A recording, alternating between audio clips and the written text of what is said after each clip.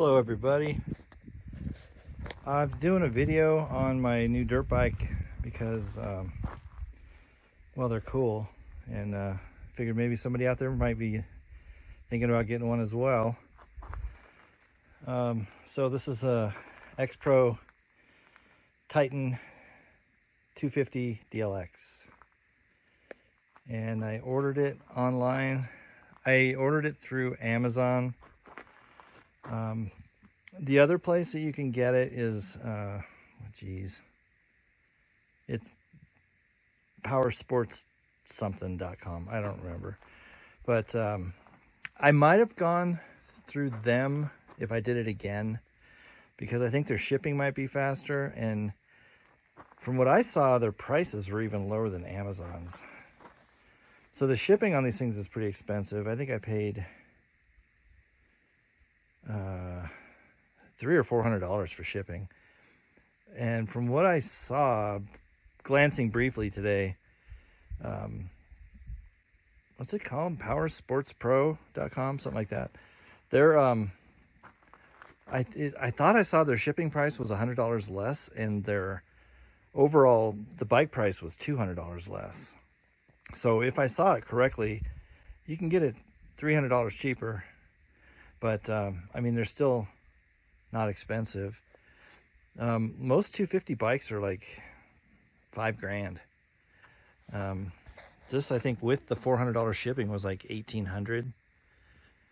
You can get this is the street legal version. That's what the DLX stands for, and that gives you it's got a horn, mirrors, it's got the headlights, it's got turn signals on the front and the back, and a brake light.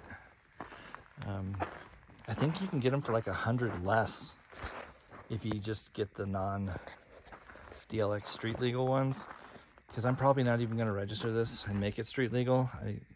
I don't know. I got this one. I thought it looked cool. But and they come in like mostly like neon colors. There's like a bright red, a bright blue, what they call green, but it's more like a neon chartreuse.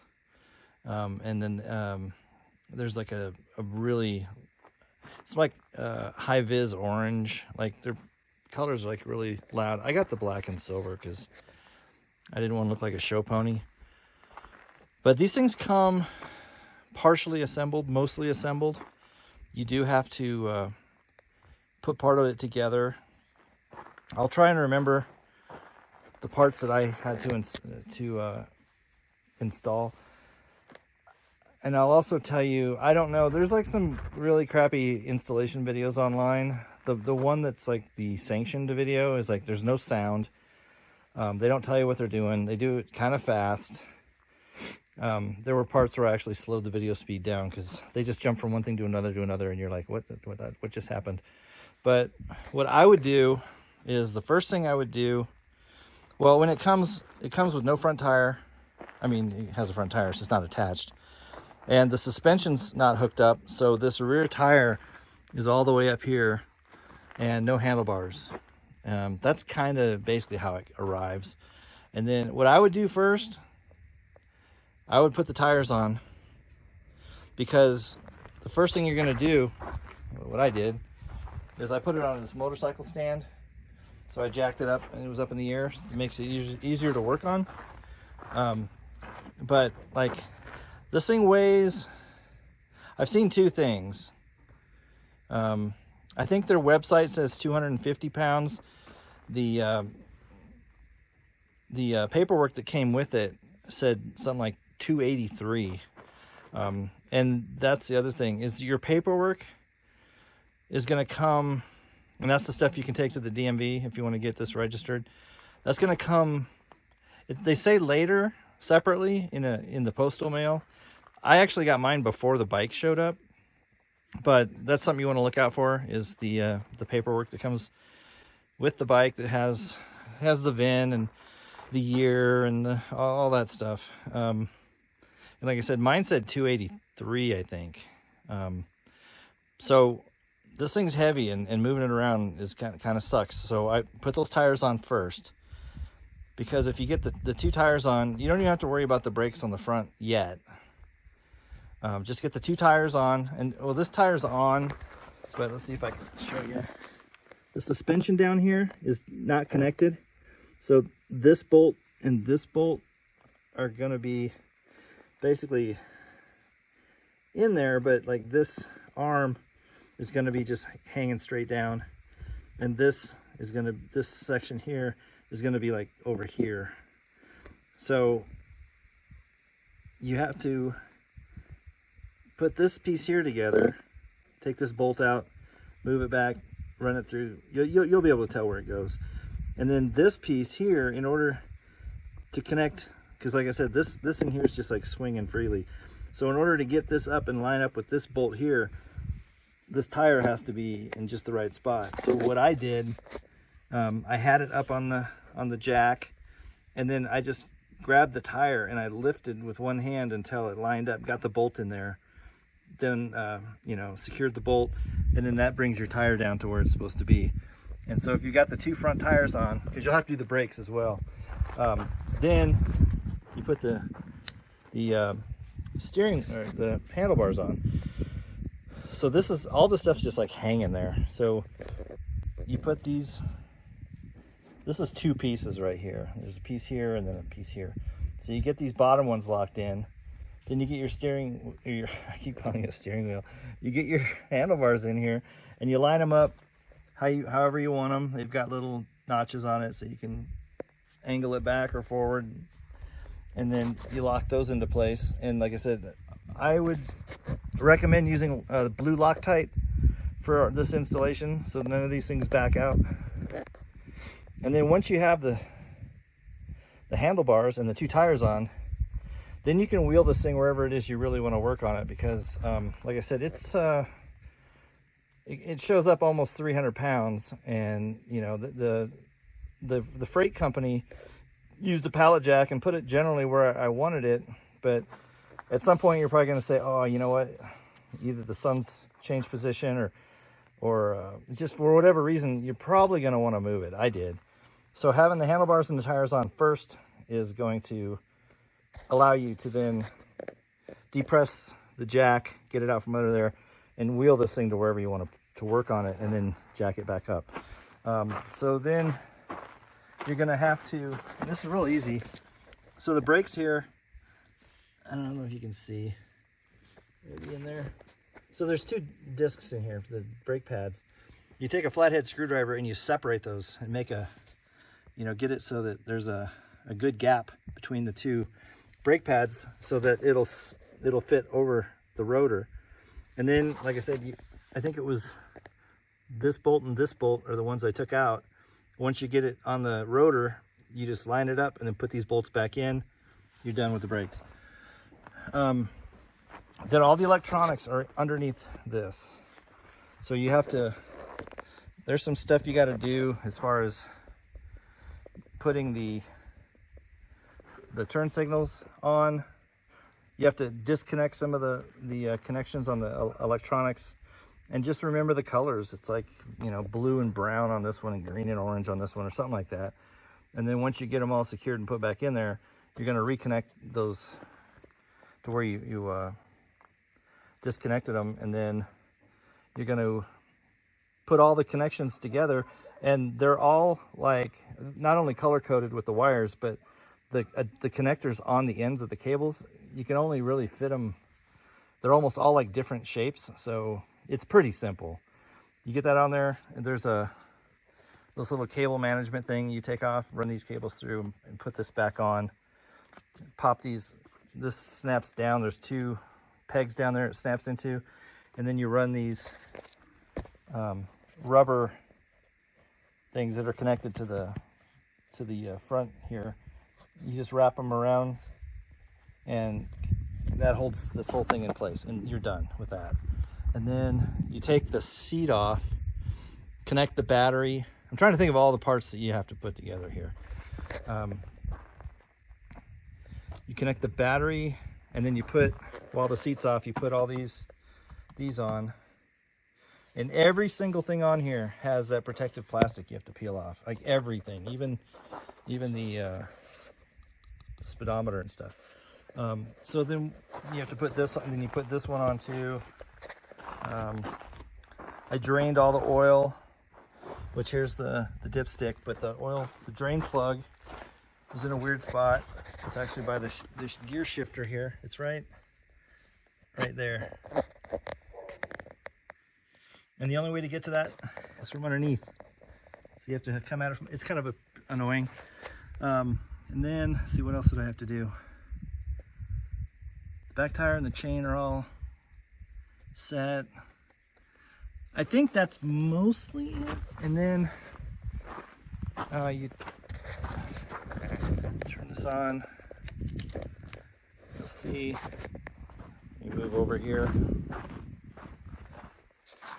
So a lot of people complain that when you get this is in kilometers, all right? And they're like, well, I don't want it in kilometers, I want it in miles per hour. You just hold this button down and it switches to mph, so people are weird. So you'll see in neutral, and then it's got your odometer, your miles per hour. There's your battery status. These are 8-volt batteries, so it should be right in the middle. And that's your RPMs, and the red line is at 10, I think 10,000 RPMs is the red line. And then what else was there? Seems like there's something else on this. I don't know. Anyway, so this is your horn. Pretty awesome. These are your turn signals, so you'll see. And they're pretty bright too. So you got right and left turn signals. You have make sure they're level. Your headlights should be, and then you've got high beams. I don't know if you'll be able to see here. Yeah. So to start these, it's got electric start and it's got kick start. Here's the kick start here. It is 2 passengers. I mean, you can. It's got pegs back here for a passenger. And let's see. What else is there? Oh, so once everything's put together, my choke, my clutch, and the front brake, and the throttle, all these cables, all needed to be adjusted, or this thing wouldn't even start. This choke was basically just flopping. So I had to get that nice and tight and get that, and same with the clutch was soft. Now it's got a real good resistance to it.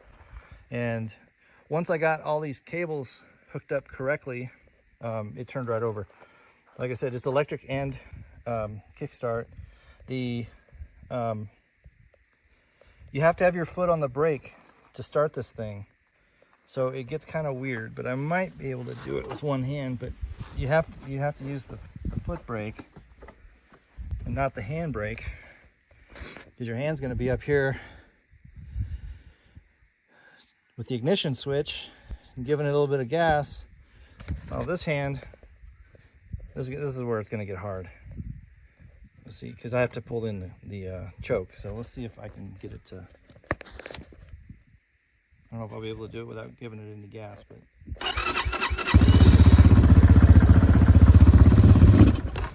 Yeah, it's really hard to do this with one hand.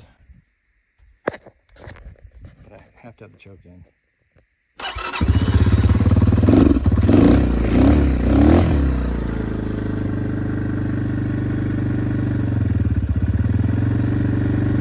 want that choke. It hasn't been started in like 2 days.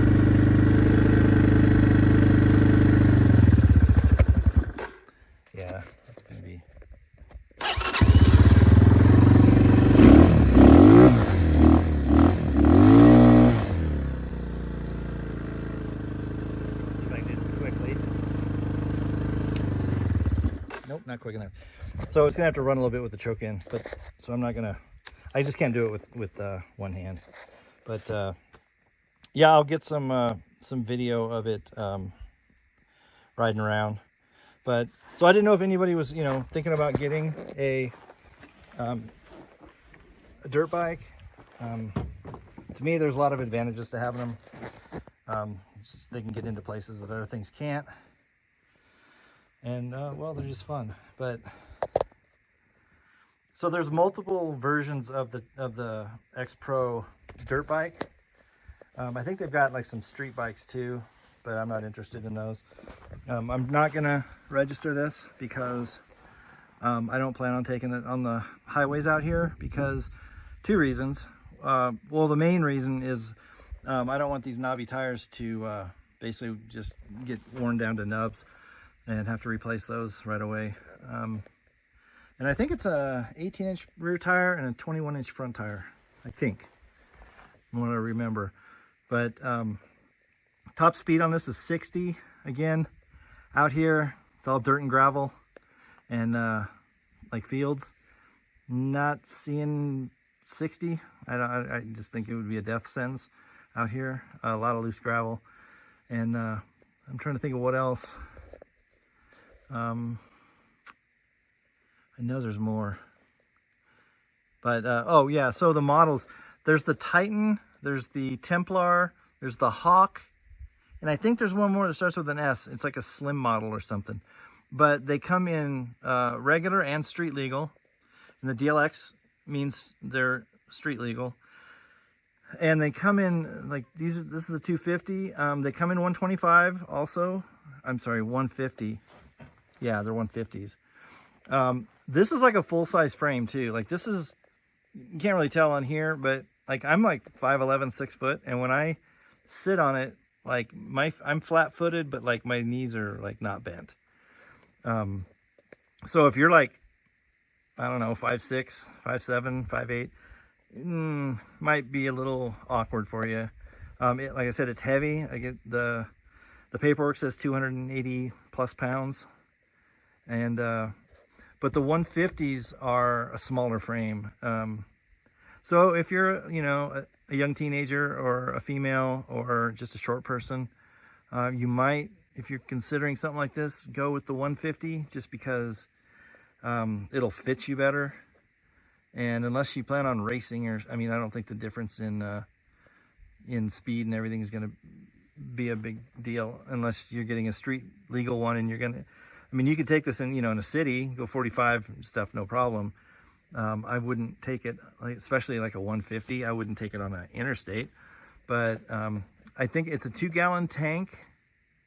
And the Hawk, which is, I'm not sure what the difference is in the Hawk and the Titan, because I think they both come in 250cc. So I don't know if it's just the hardware or I don't know. But the Hawk is, I think it's 67 miles per gallon. So with a 2-gallon tank, if this is comparable, let's say it's 65, that's 130 miles on a tank of gas, which is, you know, that's pretty sweet, especially if, like out here, I'm not going to be going on any really long hauls. So a tank of gas is going to last me for a while. I'm trying to think if there's anything else. What else was down here I was thinking of? It's 1 down, 4 up, 5-speed. I think the 150s are 5 speeds, but they're neutral all the way down, and then 1, 2, 3, 4, 5 up. So this is more of your, I don't know if you'd say standard motorcycle configuration, where it's first gear neutral, second, third, fourth, fifth. And the 150s, I think, are neutral 1, 2, 3, 4, 5, if I'm not mistaken. Oh, and that's the other thing I was going to tell you on the display.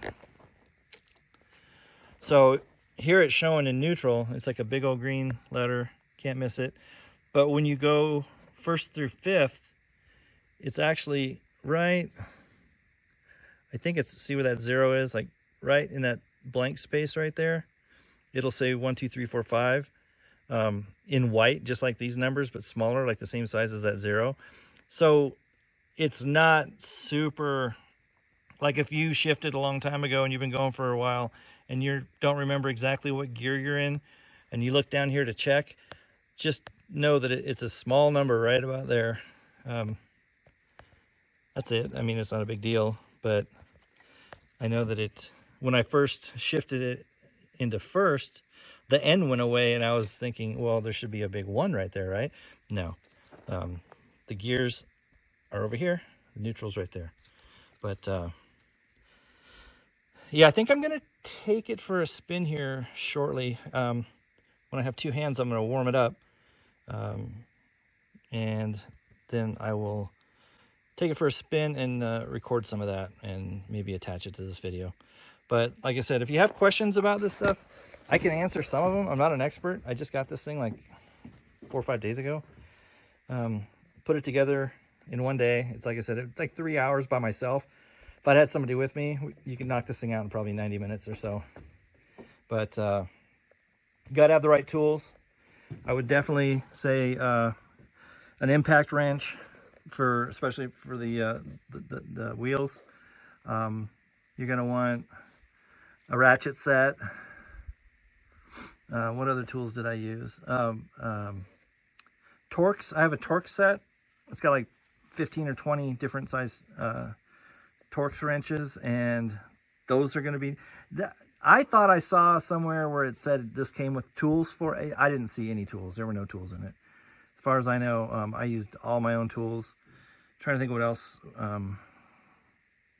Like wrenches, because when you're using either an impact wrench or... I mean, I have a socket set that's manual, and I have one that goes on an impact drill. So when you're doing whatever with the sockets on one end, you're going to want to hold the nut on the other side with a wrench. So have a bunch of different sized wrenches. I know that the oil plug down there is 24 millimeter, so that's like an inch. There were some 8 millimeter. It's not real standard. Like everything you put on here, you're probably going to be using one of like maybe 3 Torques and one of maybe 3 or 4 sockets. I mean, you just kind of wing it based on what part you're putting on at the time. They're not all the same size, but they provided me with everything I needed except for tools. So, the motorcycle jack I would highly recommend. There was a guy online that was doing a build, and he was putting the front tire and brakes on, and he had it on, I think, a 5-gallon bucket, and it came over on top of him. It just fell off the bucket.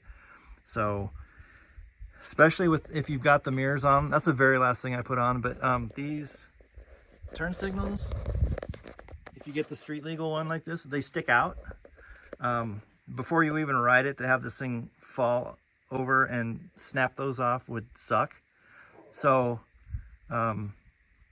yeah, I would definitely have the one of these motorcycle jacks, and then I got 4-stroke oil for it, because as soon as you get it built, you're going to want to drain the oil, because it ships with shipping oil, and it's like basically just snotty water. And then obviously the fuel tank is empty. I think it requires 87 octane or above, so you know, any gas you have in cans, it should work. It doesn't take, you know, any special fuel. Just the higher octane, better fuel you put in it, obviously the better for the engine, but it'll work fine with 87 or above. So like I said, if you have any questions, go ahead and ask. I'm not an expert, but there's some stuff. I know that, like, if I got another one of these, or a friend of mine, and I actually have a guy here who he's thinking about getting one for his daughter and one for like her cousin or something. I would not hesitate to put this together again, and even though it didn't take me very long, if I put this together again, I could probably do it by myself in 90 minutes.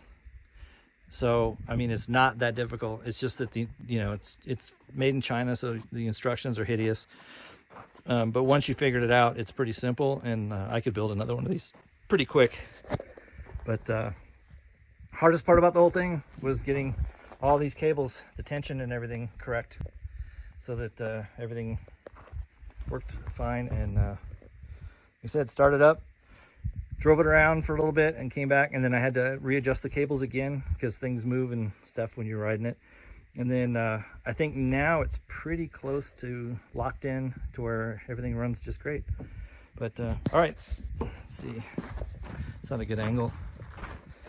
It's a good looking bike, but yeah, I'll take it for a spin here shortly.